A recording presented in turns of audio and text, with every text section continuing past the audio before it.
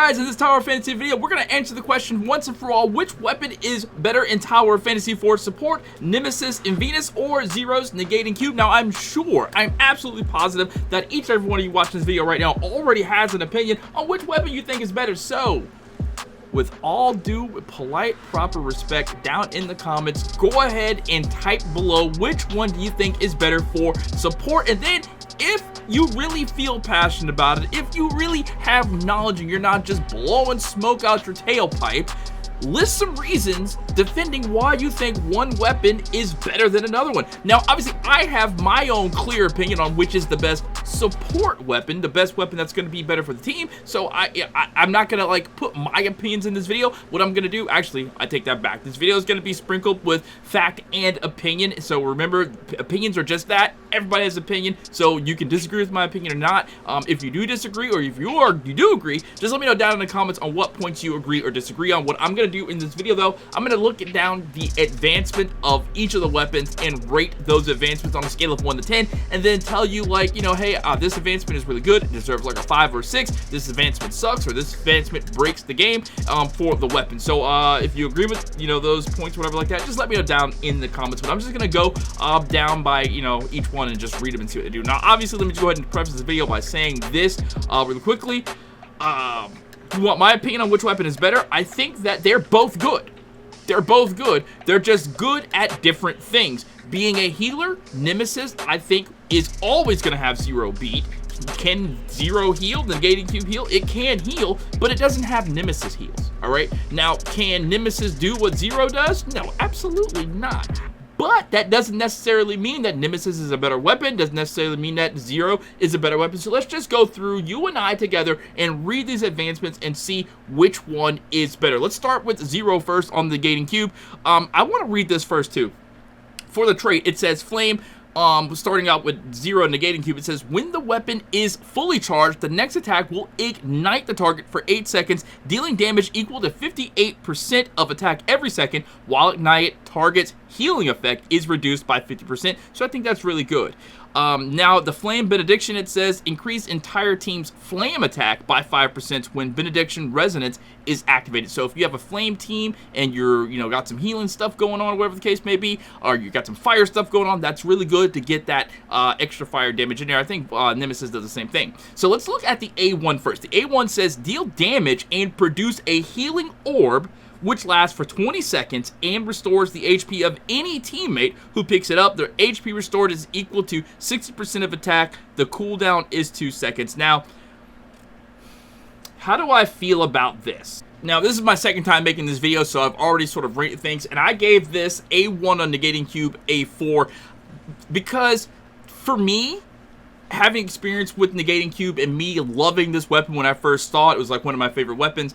I thought the healing was kind of meh. I didn't think that you're getting super healing with this weapon, and then, you know, you kind of have to like make sure that the healing orbs are around your teammate, and if you're not close enough to the target to hit them, you're not dropping the healing orbs. And again, just overall, the healing that you get from the healing orbs, they're not fantastic. So the A1, I give that a 4. Let me know in the comments what you think. Do you think it deserves more than a 4? Do you find that the healing that you get from the negating cube healing orbs, do you think they're good? Do you think they're bad? Do you think they're fantastic? Do you think they're perfect? I don't think that you could heal your team alone with just Zero in his A1. So let's read A2, increase the current weapon's base attack growth by 16%. Okay, and then A3, this is where stuff gets really good.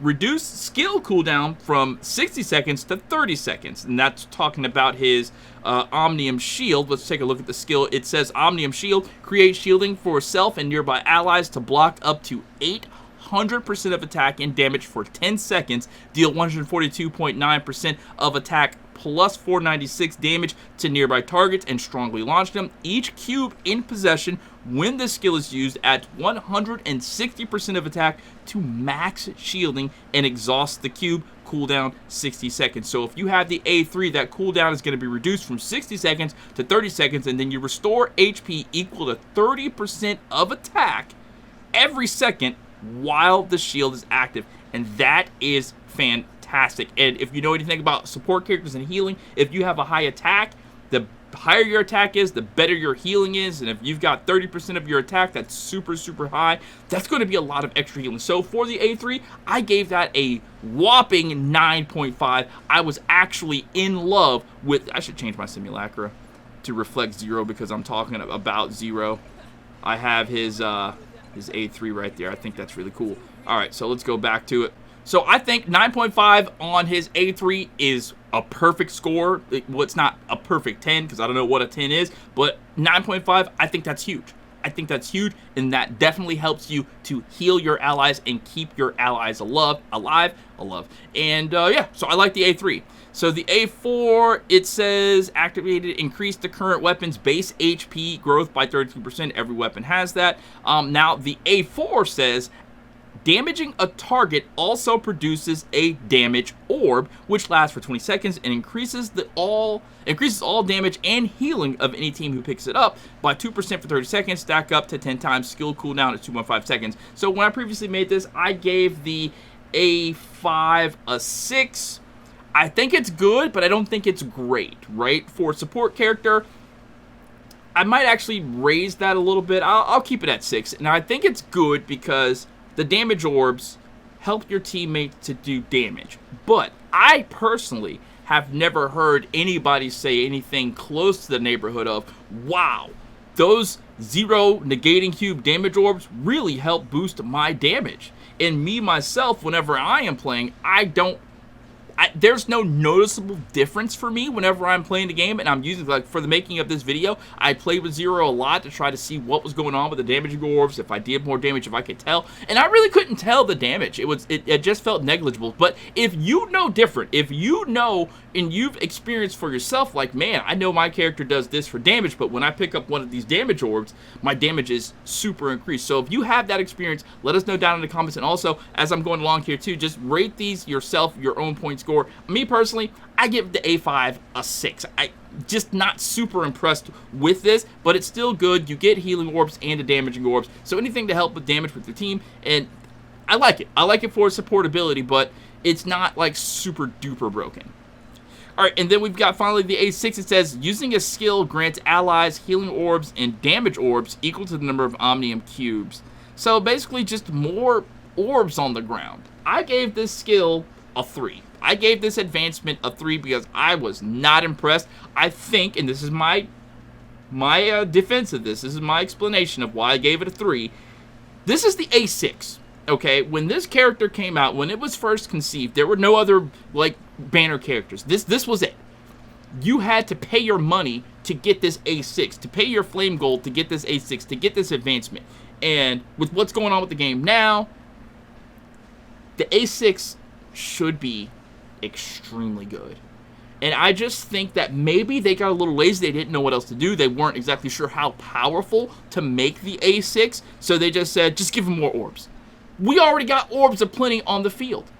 I mean, if you're, because very rarely, if you're using Zero for your support team, you're not going to just go in with Zero, right? You're going to go in with a secondary support character, a character that focuses on heals. So having more orbs might make Zero a solo healer, but I am like 95% sure that even at A6, Zero cannot be your solo healer. You have to have another support character on your team to heal, especially if you get that benediction, resonance, or whatever like that. So, yeah, I've given it a 3. I don't like it. So that tallies up the points here. A1 gets a 4, 9, A3 9.5, A6 a 6, A6 gets a 3. So it's going to be a 22.5 on the total score of Zero negating cube. What do you think? Do you agree? Do you disagree? Do you think that I was unfair with this? Do you think it deserves to be much lower?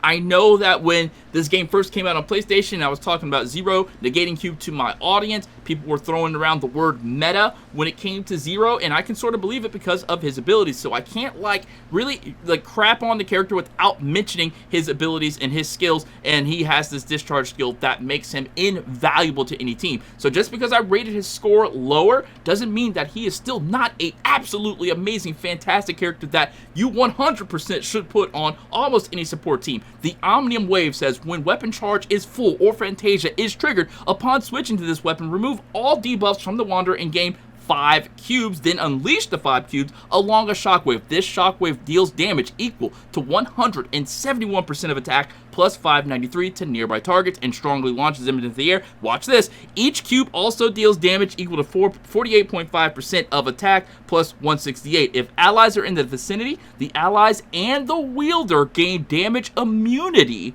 for 3 seconds. Let me read that again. The allies and the wielder gain damage immunity for 3 seconds. You can't take damage for 3 seconds. I think that 3-second window is a little bit small. Maybe the A6 should have said something. Increased damage immunity range from 3 seconds to 10 seconds, because 3 seconds you have to really time it, but it does work. It helps. But even still, damage immunity, you can't take any damage. You can't basically make your teammates immortal. That's huge. I don't see any other weapon doing that right now. I might be faded. There might be other weapons that do that at some form or fashion, but that is huge, and that's what makes the Zero negating cube such an amazing weapon. So I say that with the knowledge, or with, you know, me scoring it so low, with its advancement. This sort of makes up for the kind of lackluster advancements for the weapon. Alright, so let me know what you think about that. We've got it at a 22.5, and again, I'm only rating the advancements and not the actual skills. Alright, so let's go on and show what Nemesis Venus actually does. Alright, so now we're taking a look at Nemesis in Venus. This was, and I have to throw this out there first, preface this section by saying this was the first meta weapon. One of the first meta weapons in the first wave of weapons. If you ever talk to anybody, they'll say, yeah, Nemesis Venus, that's the meta. Somebody asked me in my stream just last night, they said, is Nemesis still a meta weapon? Yes, very much so. I still believe it's probably not like super duper damage, but as far as heals go, I think you're hard pressed to find a weapon that heals as good as Nemesis and Venus. So let's just check it out. It says, the trait Volt, when the weapon is fully charged, the next attack will strongly paralyze targets for 1 second and electrify them for 6 seconds, removing all their buffs and dealing damage equal to 151% of attack. Electrified targets can't receive any buffs for 6 seconds. And then the Volt Benediction, increase the entire team's Volt attack by 5% when Benediction Resonance is active. So that's really, really good. Alright, so let's just check out these advancements and we'll rate them accordingly. And the first one says, after using Pulse Lock or Particle Beam Burst, creates 1 electrode that immediately grants the user 5 stacks of Healing Chain Enhance. In addition, unleash a Healing Chain that heals nearby allies by 135% of the Wanderer's attack. So when you are in support role, you are encouraged to have a very high attack. 135% of the Wanderer's attack? Listen, that is incredible. That is super heals. That is mega heals. So for that, this gets an 8. I rated it 8. I probably should rate it a 9, but I gave it an 8. Let me know what you would rank this in the comments section below, but this is a very, very good ability. The A2 increased the current weapon's base attack growth by 16%. A3, every 6 seconds, the electrode will unleash Ring Lightning, which deals area damage equal to a maximum of 230% of attack. And again, you're in support role, you have a high attack to get higher heals out. However, if you are in Benediction role, you get higher healing bonus. You don't get that attack bonus. So I am sort of conflicted when support characters are dealing damage. It just sort of seems like if I'm in a raid and I have DPS, and sometimes I have DPS tanks, they're the ones that are dealing the damage, and I'm supposed to be the support character. What am I doing for damage? It's like, am I gonna be in like the damage score? Now I realize now with characters like Fiona out there that can do execute and stuff like that, your support characters are dealing damage, but this weapon is not like that. You're not executing like Fiona. The damage with this in support role is going to be abysmal at best. So why focus an advancement on damage? I get it. You're gonna have high attack, but is it really gonna be that like is it gonna be game-changing damage? I don't think so. So I think for a character that is listed as a support character, the advancements need to focus on stuff that do support. Zero stuff, it focuses on support. This, I don't like it for support. For damage, sure, fantastic for damage. For support, I'm gonna say nah, dog. It gets a 4. It gets a 4 for me on this advancement. All right, so let's keep going. Oh, yeah, and then if you think I'm completely faded, let me know in the comments, man, and tell me why you think I'm faded. Don't just be like, bro, you don't know what you're talking about. I can't listen to this. You don't know what you're talking. Listen, I play the game every day, and I'm giving you my practical knowledge of how I play the game and what I see in my game, and what my experiences are. If you have different experiences of this, please let me know in the comments, man. I would love to hear it. And I'm not saying that the damage is trash. I get top damage when I use Nemesis like this in support role with Fiona, of course. So, I mean, I don't know. I just feel like a support character needs to have support advancements. All of them need to be support advancements. All right, so the A4 increased the current weapon's base attack growth by 32%, and then the A5, it says, after using Pulse Lock, increase the Wanderer's attack by 5, plus the number of electrodes times 5%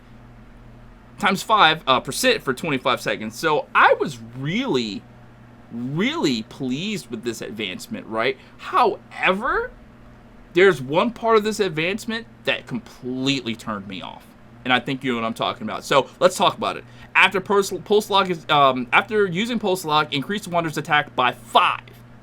By 5. Plus the number of electrodes. If you don't have the A6, you're only going to have 1 electrode. So you're going to increase the Wanderer's attack by 6 times 5. Times 5%.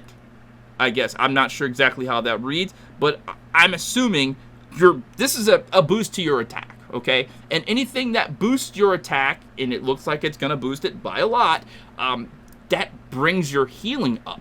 It makes you heal more. So I'm all for that. However, I think this is a scummy tactic. It's bad. It's very wrong for them to do this. It's like, well, we're going to make part of this advancement, it sort of hinges on if you have the A6. So it seems to me like very, very predatory behavior on the part of the developers to say, you gotta have the A6 to completely use the A5. Why am I getting the A5 if I can't use all of the A5? That doesn't, I mean, I get it. You know what I'm saying? Like, how it works or whatever like that, but they should have made the A5 something completely different and left the combined A5 and A6 together. The A6 says up to 2 electrodes. Oh wait, I didn't rate the 5. The 5 I gave a 6. I gave it a 6. It would have been higher if they didn't have that, you know, the thing where it depends on whether or not you have the A6. It just seems to me that's kind of sucky, bro. So to be better, I have to spend more money, and that's pay to win. And I get what game we're playing, but still though, like, come on, dude. All right, so anyways, going on to the A6, I love the A6. A6 is absolutely like perfect to me. Up to 2 electrodes can be active at the same time. Summoning more electrodes will replace the ones furthest from the user. I like it. I like it. And I like it because I read through the character, I read through the traits. There's nothing that says that 2 electrodes does not allow you double the healing and double the damage. And I thought to myself, like, I mean, I don't know. I don't have A6. So if you do have A6 and you know that it's different, let me know down in the comments. But it just seems to me common sense. Why give you 2 electrodes if you can't do double the work of 1? You know what I mean? It doesn't make sense. So I'm guessing that you get double the heals. And anything in a support role that keeps your teammates alive, keeps them healthy, that's perfect. That's what you want in a support role. That's what you want as a healer, because your main job is to keep the teammates alive. And then, of course, if you're doing the damage thing, that's going to be huge. PvP, that's going to be huge. Actually, I don't know if this new PvP, they might have a standardized weapon thing. I haven't done PvP too much, so I don't know if your advancements sort of work in PvP. Let me know down in the comments if you do, because PvP was kind of broken the last time I tried it. But anyways, I don't know. So I like the A6, not fond of the A5. I like the A5, not fond of it. The score that the Nemesis gets is going to be a total of 26. That beats the 22.5 of Negating Cube. So as far as the advancements goes, I personally believe that Nemesis has better advancements than Zero, but that's not to say that Zero is not a better weapon. Again, like I said in the beginning, I think that they are both good weapons. One's good at this, one's great at that. You know what I mean? And I just feel like, I don't know, as a final thoughts, as a support weapon, I feel like Zero is a better support weapon because it heals, it shields, and it enhances damage. Does it do those things super good? Probably not. Doesn't heal the best, doesn't enhance like damage the best, but it does give shields the best, and it keeps your teammates alive. So as far as which one's the better support weapon, I gotta go with Zero. Which one's the better healing weapon? All day long, Nemesis. What do you think about this? Let me know down in the comment section below. My name is Ventus SG, and thank you guys so much for watching. I appreciate you. And if you found this video enjoyable, if you found it helpful, if it helped you to make a decision, be sure to slap a like on it, and then come on back to my YouTube channel and check out some of the other videos that I've made on Tower of Fantasy, because I've made a ton of them, and your contributions in the comment section and the like section will help this channel to grow on Tower of Fantasy. All right, so thank you guys for watching, and I'll catch you next time. Peace out.